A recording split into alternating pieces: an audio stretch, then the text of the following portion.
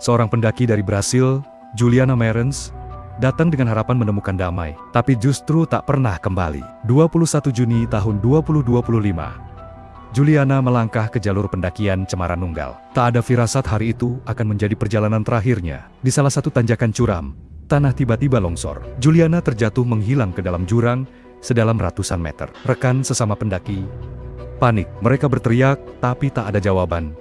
Sinyal hilang. Laporan baru terkirim beberapa jam kemudian. Tim SAR memulai pencarian. Tapi medan curam, kabut tebal, dan hujan memperlambat segalanya. Hari pertama berlalu tanpa hasil. Esoknya, drone digunakan untuk memperluas pencarian ke bawah jurang. 24 Juni tahun 2025. Citra drone menunjukkan sebuah tubuh tergeletak, diam, di dasar jurang sekitar 600 meter dari jalur utama. Keluarga Juliana di Brasil harap-harap cemas. Dunia mulai memperhatikan. Tapi tak ada helikopter. Tak ada jalur masuk yang aman dari atas. Di saat semua masih menimbang risiko, seorang pria lokal mengambil keputusan yang berbeda. Namanya Agam.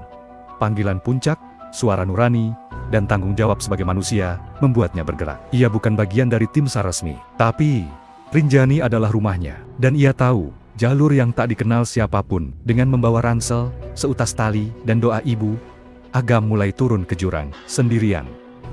Tak ada jalur datar.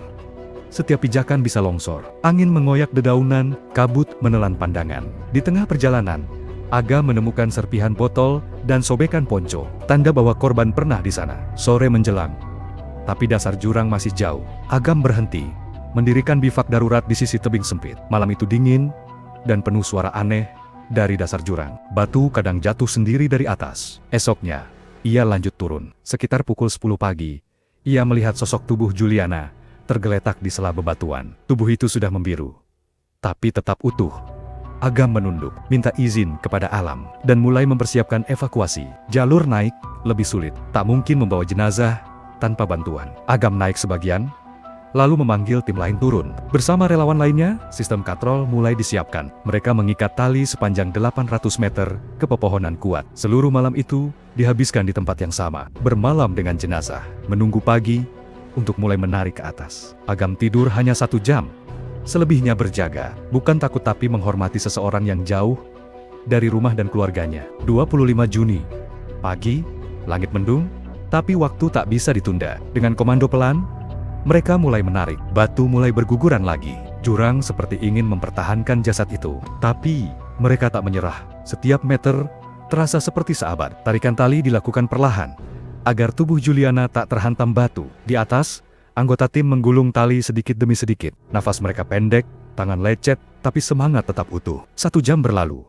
Hanya naik beberapa puluh meter. Medan terlalu curam. Beberapa kali batu longsor, hampir mengenai tim. Beberapa relawan menangis pelan, bukan karena takut, tapi karena menyadari mereka sedang menjemput seseorang pulang. Sabar, 1 meter lagi, ucap Agam sambil memegang tali. Ia tak pernah menyerah.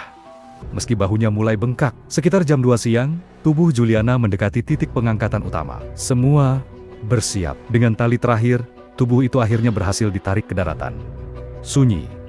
Tak ada sorak, hanya hening dan desahan lega. Terima kasih, Rinjani, ucap Agam pelan, seolah berbicara pada alam yang telah memberinya izin menyentuh jenazah itu. Jenazah dimasukkan ke tandu. Selimut merah menutupi tubuhnya. Perjalanan belum usai. Mereka harus membawanya ke pos Bukit 3. Jalur turun panjang dan sempit, tapi tak ada satupun yang mengeluh. Setiap langkah adalah tanggung jawab. Di sepanjang jalan, pendaki lain menepi. Beberapa berdiri, menunduk memberi penghormatan terakhir. Saat matahari mulai tenggelam, tim tiba di pos Bukit 3. Waktu menunjukkan pukul 20 WITA. Di pos, relawan lain menyambut. Beberapa memeluk Agam. Beberapa hanya menatap, tak kuasa berkata apapun. Peti jenazah disiapkan. Didoakan dengan tenang. Dalam kesederhanaan, ada ketulusan yang tak terbeli. Keesokan paginya, jenazah dibawa turun dengan ambulans menuju Mataram, sebelum diterbangkan ke Bali. Keluarga Juliana di Brasil menerima kabar dengan hati yang remuk. Namun mereka tahu, seseorang telah menjaganya di detik terakhir. Dunia mulai tahu siapa Agam. Sosok sederhana dari Lombok yang menjawab panggilan jiwa, bukan panggilan tugas. Donasi berdatangan, lebih dari 1,3 miliar terkumpul. Tapi Agam tetap rendah hati, menolak disebut pahlawan. Dalam wawancara, ia hanya berkata, "Saya manusia, dia juga manusia. Itu cukup." Kasus Juliana memicu reformasi. Pemerintah NTB mulai merancang sistem evakuasi permanen di Ganeng-Genang Indonesia. Gelombang solidaritas menyapu dunia. Tagar STC for Juliana dan Hero of Rinjani menjadi viral, mulai dari Brasil hingga Eropa. Media internasional berlomba mewawancarai Agam. Namun ia hanya menjawab pendek, "Saya hanya menjalankan kemanusiaan." Keluarga Juliana akhirnya berkunjung ke Indonesia. Di lokasi kecelakaan, mereka meletakkan bunga, menangis, dan berdoa di hadapan keluarga. Agam meminta maaf karena tak bisa menyelamatkan Juliana lebih cepat. Sang ibu hanya memeluknya dan berkata, "Kamu pahlawan putriku." Setelah tragedi ini, jalur Cemara Nunggal ditutup sementara. Pemerintah melakukan evaluasi penuh terhadap prosedur keselamatan. Para porter lokal diberi pelatihan khusus SAR.